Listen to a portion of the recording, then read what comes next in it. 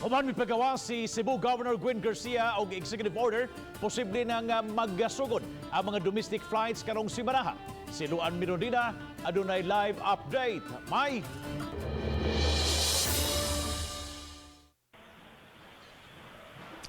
That's right, Bob. Karong simanaha, aduna na domestic flights ang Mactan Cebu International Airport. Apan limitado lang una kini sa pipila ka mga flights ug alang lang sa mga essential travels.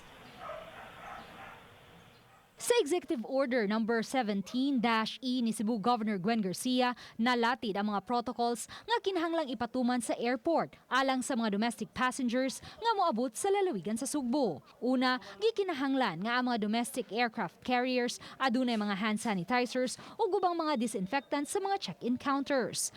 Alang sa mga stranded passengers nga mopauli sa Sugbo, gikinahanglang may dala silang medical certificate o letter of confirmation gikan sa dapit nga ilang gigikanan. Pangitaan usab sila og travel authority gikan sa Joint Task Force COVID Shield. Dili pasakyon ang mga pasahero nga kuwang og mga dokumento. Ubo sa EO, tugutan usab nga makabiyahe ang mga health and emergency frontline service personnel, government officials o government frontline personnel, persons traveling for medical reasons, persons traveling to Cebu for permitted work, mga tag-iya ug mga patigayon nga nag-operate dinhi sa Sugbo, mga tao nga adunay connecting flight abroad ug mga professionals apan gikinahanglan lang nga may round trip ticket. Ang wa malakip apan adunay importanteng tuyo, mangayo og certification sa lalawigan. Ang mga pasahero nga makitaan og sintomas dili tugutang makabiyahe. Higpit nga gidili ang mga leisure travels. Aminado ang chairman sa Airlines Operators Council Raymond Hicarte nga ang daghang rekisito makaapekto sa operasyon sa mga airline companies. Definitely it will discourage the people, but if the travel is essential, they will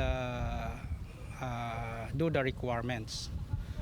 And hoping that later on as we go along, or we downgrade again our community quarantine, so all of this requirement will be eliminated. Samtang mapasalamaton ang airline operators sa GMCAC sa paghatag kanila og rental holiday sugod Marso hangtod Mayo karong tuiga. Gihangyo usab nila ang MCIAA nga ipadaplin usab ang aeronautical fees. Sa pagkakaron, mga sweeper o repatriation flights pa lang ang gitugutang makabiyahe.